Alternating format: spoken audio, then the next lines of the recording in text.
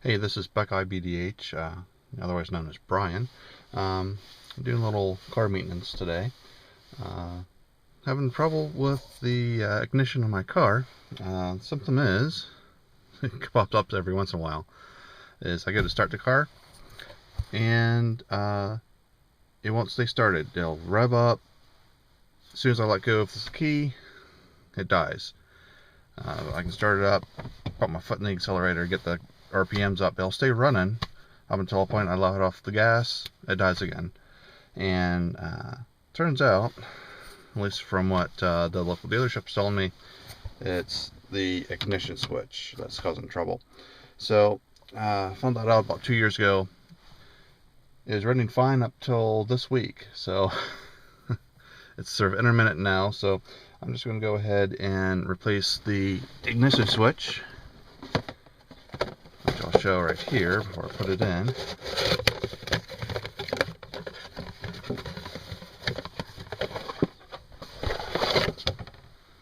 This thing right here. A lot bigger than I thought it was going to be. A little bit more expensive than I thought. This I picked up for about $100. So the actual AC Delco GM part.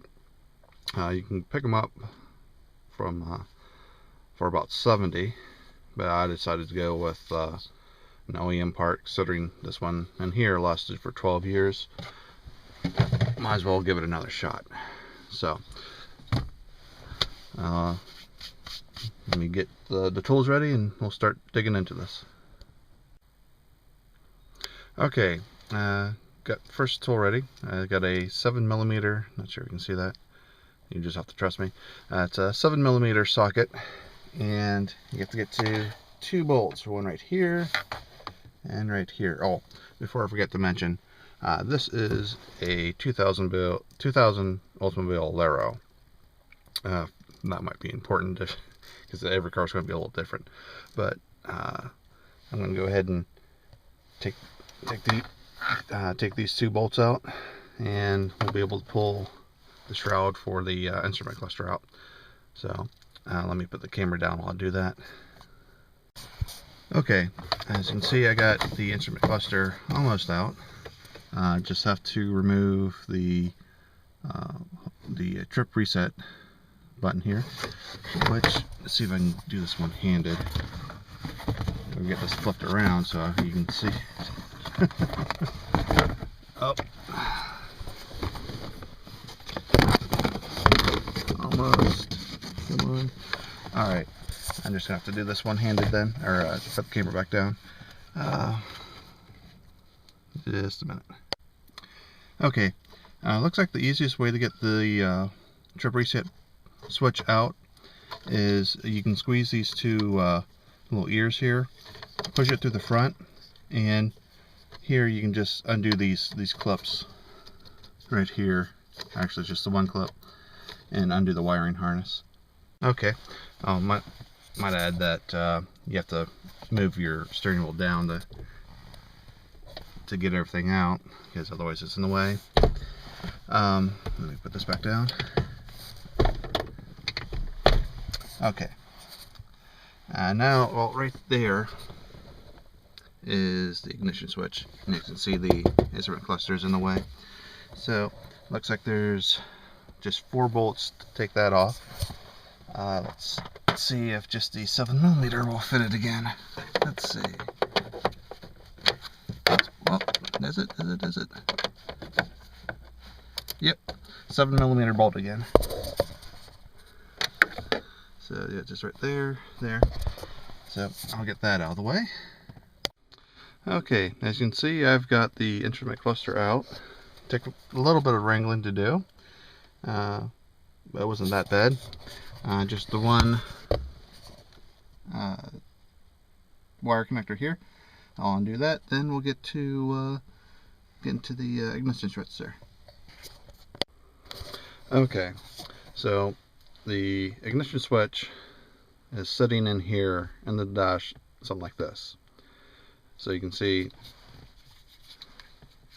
the two bolts that hold it in are here and here. It looks like the thread comes in the front and out the back. from what I can feel. And I'm not quite sure how it's actually connected other than that. I know there is a wire running into the top right here, and obviously right there. It almost looks as though I have to take out this bolt and this bolt to drop out a bracket or to lift this thing out. We'll see. I'll experiment here. A few more minutes. Okay, found a little bit more out. The plate around the actual switch just pops out, and looking at it, right in there, you can see, let me get here, this bottom bolt here.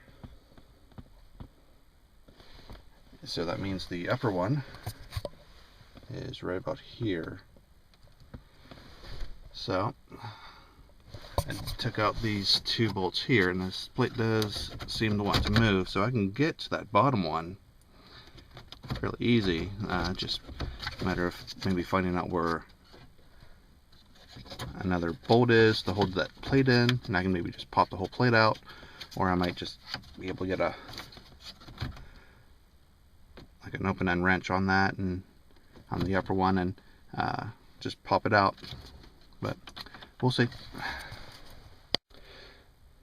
Okay, so after further review, it looks like we've got a hinge point. There's probably just one more bolt holding this plate in, and it's probably right beside the radio.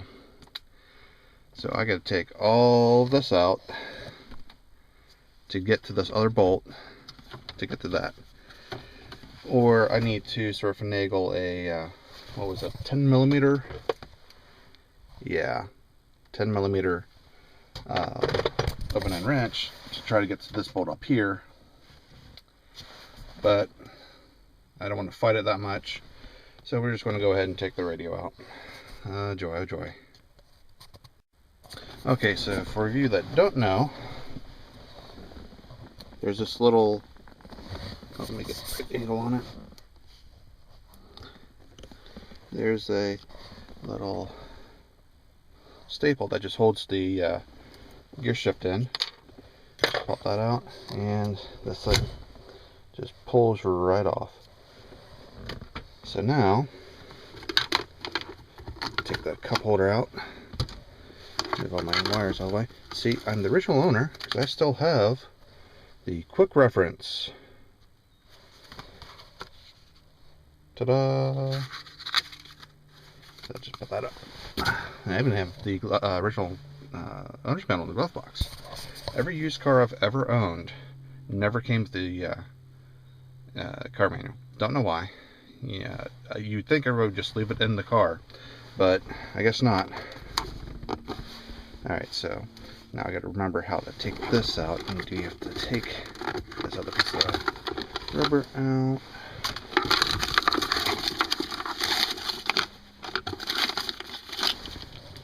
Oh, that's old. Alright. Get these out of the way. Oh yeah, that just pops up. I really need to clean the car, but you know what? That's a spring project and we're not quite there yet. Move that back up. And again, my traction control switch.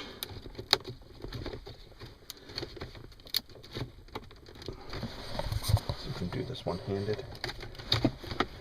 I've done this a few times, so I'm not. There we go, there we go. Alright, so we got that up, and this was pretty much like the trip reset switch, just a little notch there. Well, come on. Ew, that's dirty.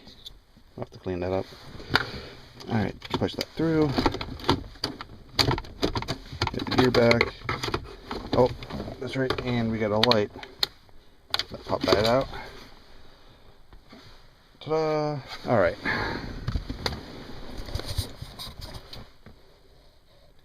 Now, with this, we have to take the knobs out, I believe. Oh no, I don't think we did. Let me see, because all that comes out is one. I got boo-boo already.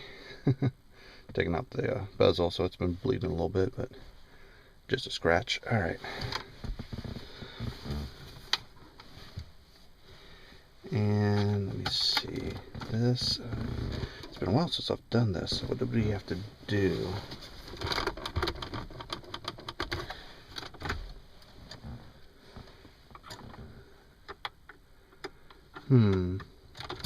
Let me try to remember. Because I know it's not that difficult. And I don't think there was any screws. I don't believe there was any. So let me just see how this pops off. Alright. Okay, so yeah, it just pops out, but you want to be careful, because I just realized. So look there. I just cracked my bezel. Damn it.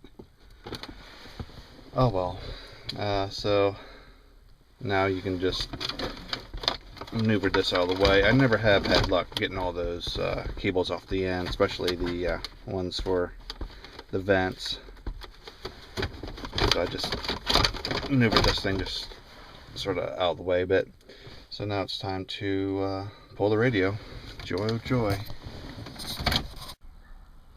Okay, so got the radio out, and it looks like the bolt that holds the bracket for the ignition switch is this thing right here.